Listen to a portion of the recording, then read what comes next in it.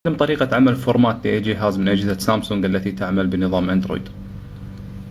يجب أن يكون الجهاز سامسونج، ويجب أن يكون بنظام أندرويد وليس بادا أو سيمبيان أو غيرها من الأنظمة.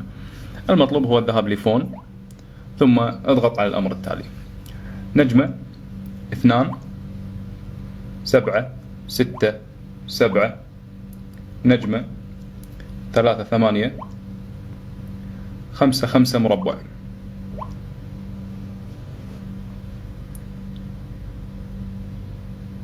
هذه الخطوة غير قابلة للرجوع، أي عند ضغط مربع سيعمل فورمات تلقائي.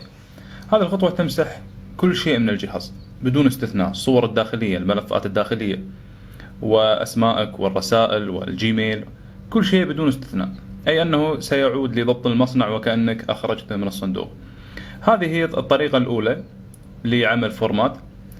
يوجد طريقة أخرى ولكن لا تمسح البيانات الداخلية مثل الصور والملفات التي تم تخزينها من أو الداونلود أو الأمور الأخرى. تمسح فقط حساب الجيميل والكونتاكتس والرسائل والأمور الأخرى المتعلقة بجهازك، ولكن لا تمسح أي شيء قد خزنته على ذاكرة الجهاز الداخلية. الآن سيأخذ وقت للتركيب.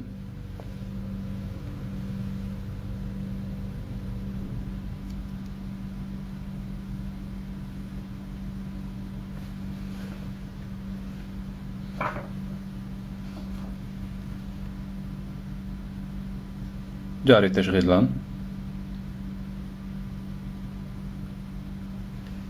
عادة تأخذ هذه الطريقة 3 دقائق كحد أقصى.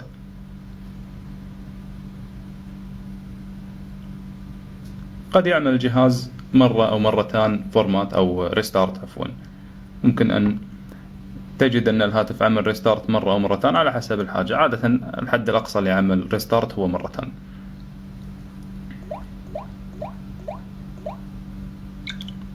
جاري التهيئة. الآن سأعمل الطريقة الأخرى: أغلق الجهاز كليا. الطريقة الأخرى هي من خلال ريكفري مود. الآن تم عمل فورمات للطريقة الأولى، أخذت تقريبا 2 دقيقة. الطريقة الثانية هي من خلال أوامر ريكفري مود، وبفرض أن الجهاز مقفل مثلا أو يوجد لديك مشكلة وتريد عمل فورمات من خلال ريكفري مود، اضغط على التالي: زر الصوت لأعلى مع هوم مع زر التشغيل معا ضغطا مطولا. سيعمل الجهاز فلاش مرتين ثم يدخل لوضعية ريكفري مود. اذهب للأمر ويب داتا / فاكتوري ريست، ثم اضغط على زر الباور، ثم انزل بالسهم لديليت اول يوزر داتا، ثم اضغط زر باور.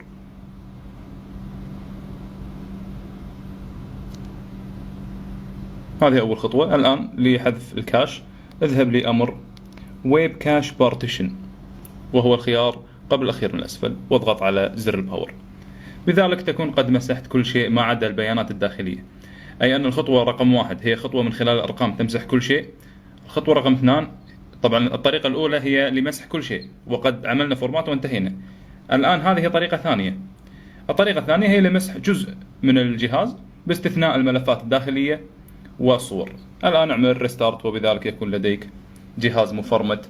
قد شرحت الطريقة الأولى والطريقة الثانية. أرجو أن تميز بأن هذا الفيديو قد شرح طريقتين لعمل فورمات.